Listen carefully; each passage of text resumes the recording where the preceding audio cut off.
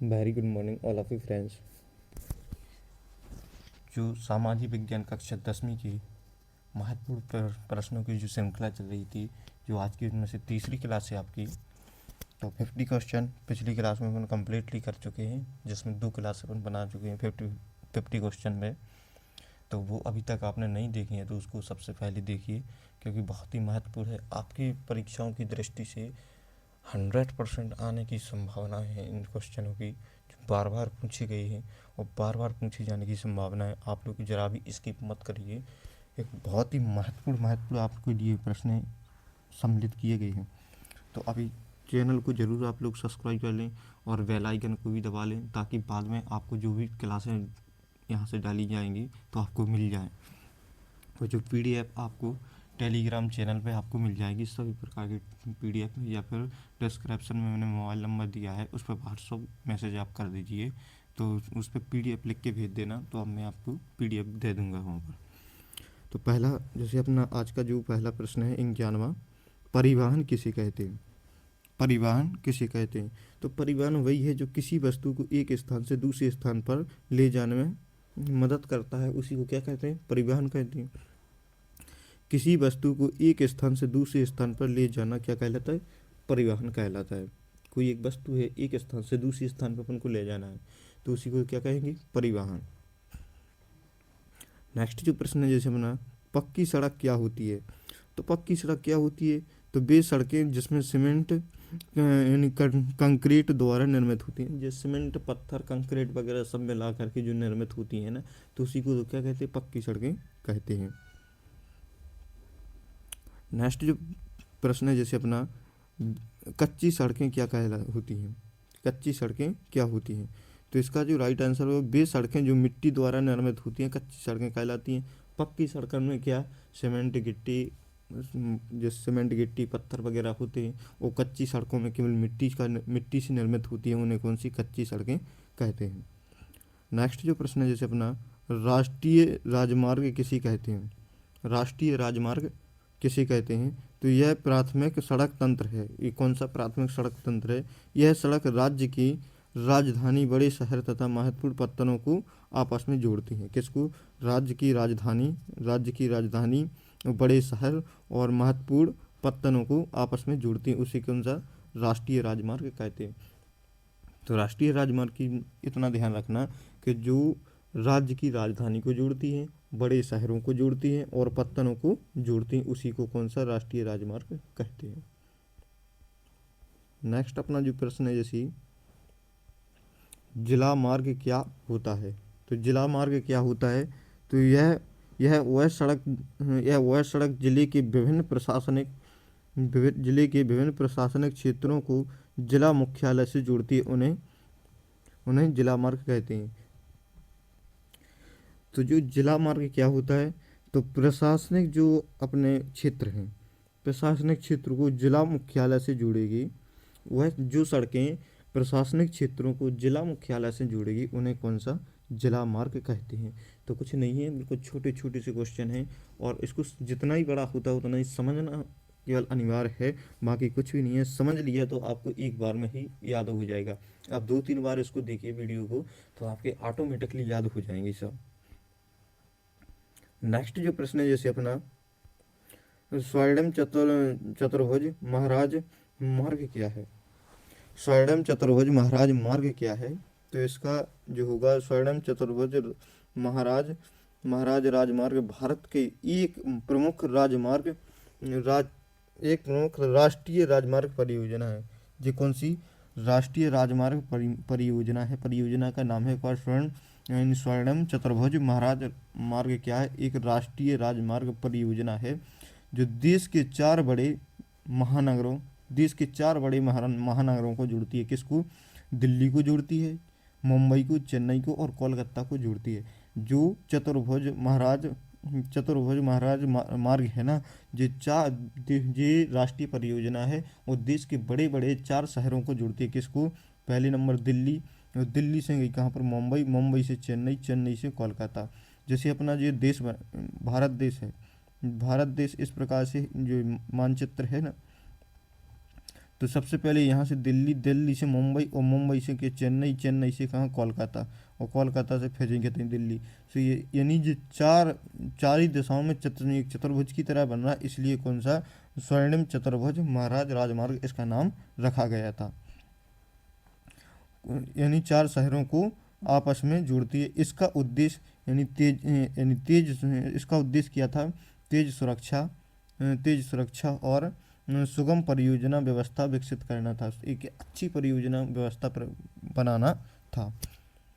और भी जैसे यह परियोजना राष्ट्रीय राजमार्ग प्राधिकरण द्वारा संचालित की जाती है।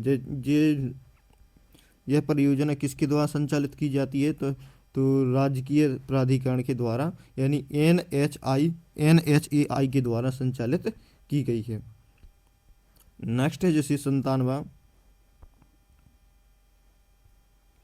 सड़क परिवहन की विशेषताएं बताइए। सड़क परिवहन की क्या क्या विशेषता हैं, तो सड़क परिवहन की विशेषताएं जैसे घर घर तक सेवा प्रदान करना, सड़क के द्वारा घर घर तक अपन पहुंच सकते हैं बहुत आसानी तरीके से, तो घर घर तक सेवा प्रदान करना। दूसरा है कम दूरी के लिए सबसे उपयुक्त, कम दूरी के लिए क्या, सबसे उपयुक्त। इसके बाद में जैसे नेक्स्ट की बात करेंगे, निर्माण और रखरखाव अपेक्षाकृत सस्ता होता है। निर्माण और रखरखाव अपेक्षाकृत कैसा होता है, सस्ता होता है सड़क परिवहन। और इसके बाद में कहते हैं माल और यात्री दोनों के लिए उपयोगी होते हैं। इस सड़कों के द्वारा अपन मालों को भी भेज सकते हैं और यात्री भी जा सकते हैं, वही जो अपन चलते हैं प्रतिदिन, तो वही इसके क्या क्या लाभ हैं। पहाड़ी और दुर्गम क्षेत्रों में भी संभव है। यदि पहाड़ी और दुर्गम क्षेत्रों में सड़कों का निर्माण हो जाए तो वहाँ पर भी जाना कैसा होता है, संभव हो जाता है। लचीलापन अधिक, यानी मार्ग बदलना आसान होता है। मार्ग बदलना कैसा होता है, आसान होता है। तो फ्रेंड्स, आपने अभी तक चैनल को सब्सक्राइब नहीं किया है तो प्लीज़ चैनल को जरूर सब्सक्राइब कर लें, क्योंकि यहाँ पर आपको आपकी परीक्षाओं की दृष्टि से बहुत अच्छा कंटेंट आपको मिलता रहेगा। 58वां प्रश्न है जैसे रेल मार्ग निर्माण में 2 कठिनाइयाँ लिखिए। रेल मार्ग निर्माण की 2 कठिनाइयाँ कौन कौन सी हैं, तो पहला तो नदियों और घाटियों पर पुलों का निर्माण करना कठिन होता है। जहाँ पर नदियाँ और घाटियाँ हैं वहाँ पर जैसे मान के चलो जी पहाड़ी है या फिर इसके बीच से कोई ये नदी निकल रही है, तो जो नदी निकल रही है, तो यहाँ पर यदि अपन को जैसे किसी प्रकार का कोई मार्ग बनाना है तो इस पर क्या बनाना कैसा होता है, कठिन होता है, खर्च अधिक आता है। तो नदियों और घाटियों पर पुलों का निर्माण करना कैसा होता है, कठिन होता है। दूसरा, रेतीले मैदानी और दलदली क्षेत्रों में रेल मार्गों का निर्माण करना कैसा होता है, मुश्किल होता है। रेतीला यदि है या दलदली है तो इसमें भी क्या रेल मार्गों का निर्माण करना कैसा होता है, कठिन होता है। नेक्स्ट जो प्रश्न है जैसे 59वां, विश्व की सबसे लंबी राजमार्ग सुरंग का नाम लिखिए। तो विश्व की सबसे लंबी राजमार्ग सुरंग कौन सी है, तो अटल टनल विश्व की सबसे लंबी राजमार्ग सुरंग है। तो विश्व की सबसे लंबी राजमार्ग सुरंग का नाम लिखिए। तो विश्व की सबसे लंबी राजमार्ग सुरंग कौन सी है, तो अटल टनल। जो अटल टनल है तो विश्व की ये सबसे लंबी राजमार्ग सुरंग है, जिसकी लंबाई कितनी है, 9.02 किलोमीटर है। कितनी, 9 यानी 9 किलोमीटर, 9 किलो 200 मीटर है, 9 किलोमीटर 200 मीटर है। यह सड़क 20 मीटर है। यह सड़क सीमा सुरक्षा संगठन द्वारा बनाई गई है। यह सड़क किसके द्वारा बनाई गई है, सुरक्षा संगठन के द्वारा बनाई गई। इस सड़क का निर्माण, इस सुरंग का निर्माण सुरक्षा संगठन के द्वारा बनाई गई। यह सुरंग पूरे साल मनाली को लाहौल स्मृति से घाटी से जोड़ती है। तो ये क्या करती है, मनाली को लाहौल स्मृति से यानी इस स्पीति से जोड़ती है। यह सुरंग हिमालय की पीर पंजाल पर्वतमाला में समुद्री तल से कितनी, पीर पंजाल की हिमालय की पर्वतमाला है, इससे कितनी, यानी 3000 मीटर की ऊंचाई पर है। कितने, 3000 यानी 3 किलोमीटर की ऊंचाई पे है ये। कितने, समुद्री तल से कितने, 3000 मीटर की ऊंचाई पर है, यानी 3 किलोमीटर की ऊंचाई पर स्थित है। 60वां प्रश्न है अपना जैसे भारत में रेलवे परिवहन की अपेक्षा सड़क परिवहन अधिक महत्वपूर्ण क्यों है। भारत में रेलवे परिवहन की अपेक्षा सड़क परिवहन अधिक महत्वपूर्ण क्यों है? तो इसका जो इसका आंसर हो जाएगा, देखिए भारत में रेलवे परिवहन की अपेक्षा सड़क परिवहन अधिक महत्वपूर्ण होने के कारण। जी आपको लिखना है, क्योंकि यदि आपने नीचे का आंसर दिया है तो इसका 1 नंबर मिलता है, इतना ध्यान रखना। जैसे देखेंगे सड़क परिवहन क्यों महत्वपूर्ण है, तो सड़क परिवहन घर घर तक सेवा देता है, जो तो क्लियर है, सड़क परिवहन घर घर तक सेवा देता है, जबकि रेलवे स्टेशन स्टेशन तक ही सीमित रहता है। सड़क परिवहन होता है जो घर घर सेवा देता है, और रेलवे स्टेशन होता है केवल स्टेशन तक ही सीमित होता है। कम दूरी के लिए सड़क परिवहन अधिक सुविधाजनक होता है। कम दूरी के लिए जो सड़क परिवहन होता है अधिक सुविधाजनक होता है। गांव और दुर्गम क्षेत्रों तक रेलवे नहीं पहुंचती है। गांव और दुर्गम क्षेत्र होते हैं वहां तक रेलवे नहीं पहुंचती है, सड़क पहुंचती है, लेकिन सड़क पहुंच जाती है। जो दुर्गम क्षेत्र होते हैं, दुर्गम क्षेत्रों में रेलवे कैसे पहुंच नहीं पाएगी, क्योंकि इसमें ज़्यादा से ज़्यादा खर्चा लगेगा, लेकिन सड़क आसानी से पहुंच सकती है। सड़क निर्माण पर कम लागत आती है। सड़क निर्माण पर क्या होता है, कम लागत आती है। सड़क निर्माण में क्या होती है, कम लागत आती है, लेकिन माल की त्वरित यानी ढुलाई संभव है। माल को यातायात करना तो बहुत जल्दी संभव है इसके माध्यम से। और यात्रियों के लिए लचीलापन अधिक होता है। समय व मार्ग में लचीलापन कैसा होता है, अधिक होता है। नेक्स्ट जो प्रश्न जैसे अपना 61वां, वायु परिवहन के 2 लाभ और 2 कमियां लिखिए। वायु परिवहन के 2 लाभ और 2 कमियां कौन कौन से हैं? वायु परिवहन के लाभ, पहला कौन सा है, सबसे तेज परिवहन साधन है। दूसरा, दूर दराज और अंतर्राष्ट्रीय यात्रियों के लिए उपयुक्त होता है। और इसकी कमियां क्या हैं, ये तो हो गए लाभ, इसकी कमियां क्या क्या हैं, तो महंगा परिवहन यानी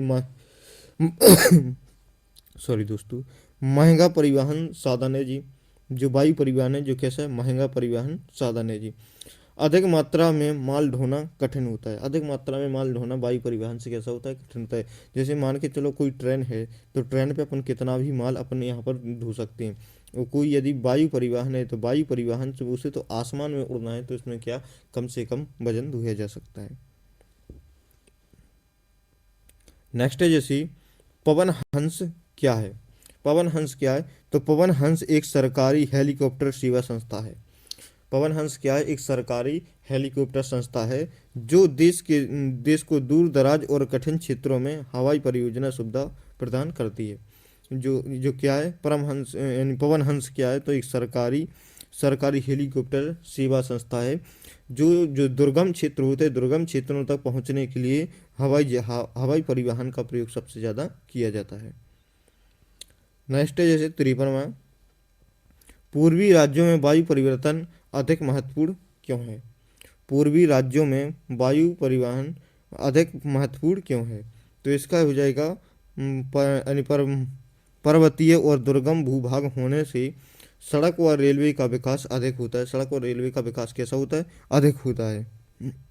जैसे यहाँ पर दुर्गम और भूभाग होने पर सड़क व रेलवे का विकास कैसा होता है, कठिन होता है। सॉरी, यहाँ पर क्या होता है, कठिन होता है। जैसे दूसरा देखेंगे, घने वन और नदियों परिवहन में बाधा उत्पन्न होती है। यदि वहाँ पर घने वन है और इसके बाद में नदियाँ वगैरह हैं, तो वहाँ पर भी तो रेलवे या सड़क परिवहन का निर्माण करना कैसा होता है, कठिन होता है। जैसे तीसरा है, सीमावर्ती क्षेत्र होने के कारण सुरक्षा और प्रशासन के लिए त्वरित आवागमन आवश्यक होता है। कैसा होता है, त्वरित आवागमन आवश्यक होता है। दूर दराज बसे क्षेत्र आपस में जुड़ने के लिए वायु परिवहन सबसे तेज साधन होता है। वायु परिवहन जो दूर दराज बसे हुए जो साधन गांव वगैरह है, तो उसके लिए वायु परिवहन के द्वारा आसानी से कम समय में पहुंचा जा सकता है। पांचवा, आपदा या आपातकालीन सेवा में जैसे बाढ़, भूकंप, राहत में हवाई परिवहन अत्यंत उपयोगी होता है। जैसे बाढ़ वगैरह आई, कहीं पर लोग वगैरह छिक जाते हैं, और तो उसमें वायु परिवहन के द्वारा उसको जल्दी से जल्दी निकाला जा सकता है, एक सबसे अच्छा साधन होता है। प्रश्न क्रमांक 64, जल परिवहन को 4 बिंदुओं में लिखिए। तो जल परिवहन के 4 बिंदु को कौन कौन से हैं? यह सबसे सस्ता परिवहन साधन है। भारी और थोक माल के परिवहन के लिए उपयुक्त, सबसे अच्छा उपयुक्त माना जाता है। इसमें ईंधन का खपत कम होता है। इसमें ईंधन का खपत कैसा होता है? कम होता है। चौथा, जैसे अंतर्राष्ट्रीय व्यापार में अत्यंत महत्वपूर्ण और भूमिका निभाता है। जितने भी जैसे अपने अंतर्राष्ट्रीय जल परिवहन होते हैं, तो इनका सबसे ज़्यादा आयात निर्यात किसके द्वारा, यानी जल परिवहन के द्वारा ही किया जाता है। किसके? जल परिवहन के द्वारा सबसे ज़्यादा किया जाता है, क्योंकि सबसे सस्ता और सबसे अच्छा परिवहन माल ढोने के लिए कौन सा माना जाता है? तो इस जल परिवहन को सबसे अच्छा और सबसे सस्ता माना जाता है, क्योंकि इसमें कम लागत में अपन बहुत आसानी से माल का आयात निर्यात कर सकते हैं। यहाँ पर न तो कोई किसी प्रकार की कोई सड़क का निर्माण करना होता है, न कुछ नहीं। नेक्स्ट जो प्रश्न है जैसे अपना, पत्तन क्या है? तो पत्तन वह तटीय स्थान होता है जहाँ जहाज ठहरने और वहाँ माल लादने उतारने तथा यात्रियों को आवागमन की सुविधा होती है, उसी को पत्तन कहते हैं। जहाँ पर जहाजें ठहरते हैं, यानी जहाज रुकते हैं और माल को लादते उतारते हैं, यात्रियों के लिए आवागमन की जो सुविधा होती है उसी को क्या? पत्तन कहते हैं। जैसे रेलवे के जहाँ पर रेलवे ठहरती है उसे प्लेटफॉर्म बोलते हैं या स्टेशन बोलते हैं। और इसके बाद में जहाँ पर जे जहाज वगैरह ठहरते हैं तो उसको क्या? पत्तन कहते हैं। तो वहाँ पर ठहरते हैं और माल को उतारते लाते हैं, यात्रियों को आवागमन की जो सुविधा होती है तो उसी को क्या? पत्तन कहते हैं। नेक्स्ट जो प्रश्न है जैसे अपना, भारत के पूर्वी तट पर स्थित समुद्री पत्तनों का वर्णन कीजिए। तो यह भारत का पूर्वी तट बंगाल की खाड़ी के किनारे स्थित है। इस तट पर कई महत्वपूर्ण समुद्री पत्तन है, जिसका संक्षेप वर्णन निम्न है। पहला है जैसे कोलकाता पत्तन जैसे पश्चिम बंगाल में है जी। यह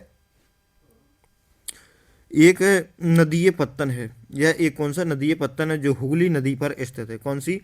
हुगली नदी पर स्थित है। पूर्वी भारत के व्यापार का प्रमुख केंद्र, जो पूर्वी भारत का जो व्यापार है इसका प्रमुख केंद्र बना हुआ है। ये हल्दिया पत्तन जो भी पश्चिम बंगाल का है, जो कोलकाता पत्तन के दबाव को कम करने के लिए विकसित किया गया था। जो हल्दिया पत्तन है, तो जो कोलकाता पत्तन के दबाव को कम करने के लिए इसको निर्माण किया गया था। भारी जहाज़ों के लिए उपयुक्त होता है जी। पारादीप पत्तन जो उड़ीसा में है। पारादीप पत्तन कहाँ पर? उड़ीसा में है। तो लोह अयस्क, कोयला और उर्वरक के निर्यात आयात के लिए ये प्रसिद्ध है। यह एक प्राकृतिक पत्तन है। कौन सा है? जो प्राकृतिक पत्तन है। विशाखापट्टनम पत्तन, तो जी कहाँ पर? विशाखापट्टनम आंध्र प्रदेश में। जी मैप में भी पूछा जाता है। पूर्वी तट का सबसे बड़ा प्राकृतिक पत्तन है। लोह अयस्क के निर्यात में प्रमुख भूमिका निभाता है। जी लोह अयस्क के आयात में ये क्या? प्रमुख भूमिका निभाता है। चेन्नई पत्तन ये कहाँ पर? तमिलनाडु में है। यह एक कृत्रिम पत्तन है और दक्षिण भारत के व्यापारियों के लिए एक महत्वपूर्ण केंद्र बना हुआ है। नेक्स्ट है जैसे अपना, संचार सेवा क्या है? उदाहरण सहित समझाइए। संचार सेवा क्या होती है? तो संचार सेवा वह व्यवस्था है जिसके माध्यम से सूचना, समाचार, विचार या संदेश एक स्थान से दूसरे स्थान तक शीघ्रता से पहुंचाया जाता है, उसी को संचार अपने विचारों का जिसके माध्यम से आदान प्रदान होता है उसी को संचार सेवाएं कहते हैं। तो संचार सेवाएं किन किन माध्यम से जाती हैं? जैसे सूचना, समाचार, विचार, संदेश वगैरह के माध्यम से अपन शीघ्रता से जो अपन अपने विचारों का आदान प्रदान करते हैं उसी को क्या? संचार कहते हैं। उदाहरण सहित व्याख्या, जैसे डाक सेवा हो गया, पत्र हो गया, पार्सल हो गया आदि भेजने के लिए अपन क्या? संचार सेवा का उपयोग करते हैं। जैसे और भी टेलीफोन, मोबाइल, तुरंत बातचीत करने के लिए, इंटरनेट जैसे email, social media, video call आदि द्वारा सूचना का आदान प्रदान कर सकते हैं। रेडियो और टेलीफोन, समाचार पत्र, मनोरंजन का प्रसारण के द्वारा कर सकते हैं अपन। सर इंटरनेट से क्या तात्पर्य है? तो इंटरनेट एक ऐसी व्यवस्था है जो हमें जानकारी खोजने, संदेश भेजने और पढ़ने लिखने, देखने सुनने और ऑनलाइन कार्य करने की सुविधा देता है। तो उसी को क्या इंटरनेट कहते हैं। जैसे ईमेल भेजना, वेबसाइट देखना, ऑनलाइन पढ़ाई करना, तो ये क्या होता है? इंटरनेट के द्वारा ही संभव है। वीडियो कॉल करना, ऑनलाइन खरीद या फरोख्त करना, तो ये किसका? इंटरनेट का ही काम होता है। डिजिटल भारत क्या है? डिजिटल भारत क्या है? तो डिजिटल भारत भारत की एक महत्वपूर्ण यानी पहल या अभियान है जिसका उद्देश्य देश को डिजिटल रूप से सशक्त समाज और ज्ञान आधारित व्यवस्था बनाना डिजिटल भारत है। उसका उद्देश्य क्या क्या है डिजिटल भारत का? तो इसका उद्देश्य है सरकारी सेवाओं को ऑनलाइन उपलब्ध कराना, जो सरकारी सेवा उनको ऑनलाइन उपलब्ध कराना, इंटरनेट और डिजिटल तकनीक का प्रसारण करना, कैशलेस लेन देन को बढ़ावा देना, नागरिकों को डिजिटल साक्षर बनाना। इसके बाद में नागरिकों को डिजिटल साक्षर बनाना, और इसका उदाहरण जैसे ऑनलाइन आधारित सेवाएं, यानी डिजी लॉकर जैसे ऑनलाइन बैंकिंग और यूपीआई, जो किसके? और ई गवर्नमेंट सेवा, ये किसके द्वारा? डिजिटल भारत के द्वारा ये सेवा संभव हो पाई हैं। प्रश्न क्रमांक 70वां है अपना, व्यापार क्या है? व्यापार क्या है? भारत देश का कितने प्रतिशत व्यापार समुद्र द्वारा होता है? तो भारत यानी व्यापार वह आर्थिक गतिविधि है जिसमें वस्तुओं और सेवाओं का क्या क्रय विक्रय देशों के भीतर या देशों के बीच किया जाता है, उसी को क्या कहते हैं? व्यापार कहते हैं। भारत का कितने प्रतिशत व्यापार समुद्र द्वारा होता है? तो समुद्रों द्वारा जो कुल 90% जो व्यापार है, जिसमें से क्या 70% जो व्यापार है जो समुद्रों के द्वारा किया जाता है। जैसे नेक्स्ट है अंतर्राष्ट्रीय व्यापार का क्या महत्व है? तो अंतर्राष्ट्रीय व्यापार का क्या महत्व है? अंतर्राष्ट्रीय व्यापार वह व्यापार है जो विभिन्न देशों के बीच वस्तुओं और सेवाओं का आदान प्रदान करते हैं, उसी को तो क्या अंतर्राष्ट्रीय व्यापार कहते हैं। जो दो देशों के बीच में या दो से अधिक देशों के बीच में जो वस्तुओं का आदान प्रदान किया जाता है, तो उसी को क्या अंतर्राष्ट्रीय व्यापार कहते हैं। जैसे राष्ट्रीय आय में वृद्धि, इससे क्या होता है? नियमित यानी निर्यात बढ़ाने से देश की आय और विदेशी मुद्रा का भंडार में वृद्धि होती है। तो राष्ट्र की आय, यदि अपन देश के बाहर किसी वस्तुओं का आदान प्रदान करेंगे तो उससे क्या है? विदेशी मुद्रा अपन को प्राप्त होगी और राष्ट्र की आय में क्या होगी? वृद्धि होगी। रोजगार के अवसर, यदि अपन ऐसी वस्तुओं का निर्माण कर रहे हैं जो देश के अंदर अपन विदेशों में बेच सकते हैं, तो उससे क्या होगा? हर एक व्यक्ति को ज़्यादा से ज़्यादा, प्रत्येक व्यक्ति को रोजगार के अवसर ज़्यादा से ज़्यादा उपलब्ध हो पाएंगे। जैसे उद्योग, परिवहन, बंदरगाह और सेवा क्षेत्रों में रोजगार बढ़ना। उद्योगों का विकास, अंतर्राष्ट्रीय बाजार मिलने से उद्योगों का विकास और आधुनिकीकरण होता है। तकनीकी विज्ञान का आदान प्रदान, जैसे नए विचार, तकनीकी और कौशलों के बीच देशों के बीच में फैलते हैं। अंतर्राष्ट्रीय मजदूरी, जो है देश के बीच में सहयोग, समझ और यानी मैत्री बढ़ती है। मित्रता के संबंध देशों के बीच में बढ़ते हैं, जिससे सुरक्षा सीमा बल की सुरक्षा बनी रहती है। प्रश्न क्रमांक 72 है, जैसे कांडला पत्तन की दो विशेषताएं लिखिए। तो कांडला पत्तन की यह ज्वारी पत्तन है जहां पर ज्वार भाटा की सहायता से जहाज़ों का आवागमन होता है। ज्वार भाटा की सहायता से जहाज़ों का क्या होता है? आवागमन होता है। यह गुजरात राज्य में कच्छ की खाड़ी में स्थित है। कहाँ पर? गुजरात राज्य में कच्छ की खाड़ी में स्थित है। भारत का प्रमुख बंदरगाह है जो उत्तरी पश्चिमी भारत के विदेशी व्यापार के महत्वपूर्ण भूमिका निभाता है।